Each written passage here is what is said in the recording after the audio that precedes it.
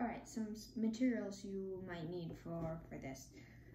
Here I have just oil-based clay. This is called classic clay. Sometimes it's called JMAC.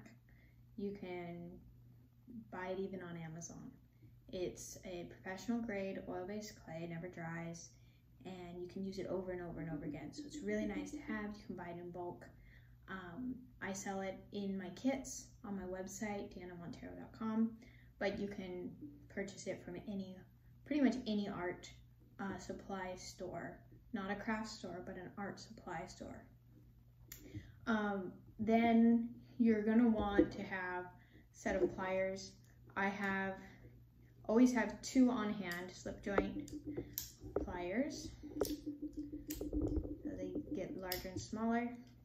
Those are good to have, plus wire cutters. Sometimes pliers have the wire cutters built in. I prefer the ones that do not, for a lot of reasons, so that your wire doesn't get caught. So you can use the full surface of the plier, but your preference.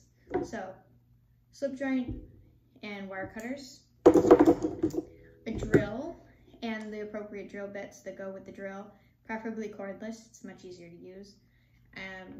Just the smallest hand drill that you have or can find is great.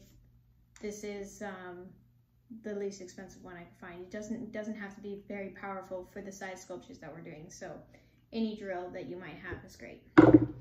Piece of wood appropriate to the size sculpture you want to sculpt. So in this case, we're going to be doing a small sculpture, so a small piece of wood is just fine, but if you plan to do a larger sculpture, then of course a proportional size base for that. But you need a base so that you can attach your sculpture to it, so that it doesn't wobble around, or you don't have to pick it up and lay it down, so that you can keep the composition that you want your sculpture to have while you're sculpting.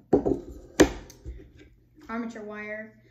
We use aluminum wire so that it does not rust inside the oil-based clay. Again, you can usually find this at most art stores. If you look up aluminum wire online, you can find suppliers for it.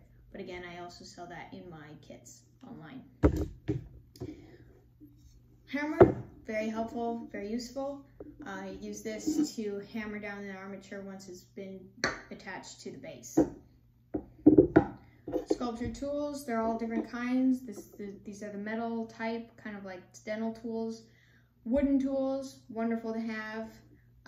These are broader, for broader strokes, and then metal tools are usually used for finer detail.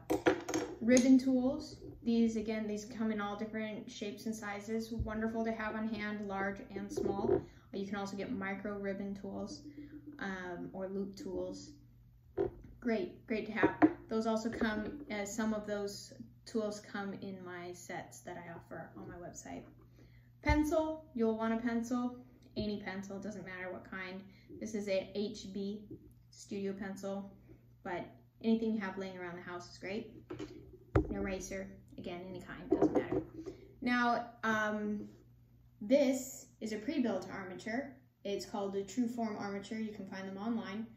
Pretty inexpensive for the 12-inch human figure. This is already proportioned, and this is what we're going to be using in this particular tutorial.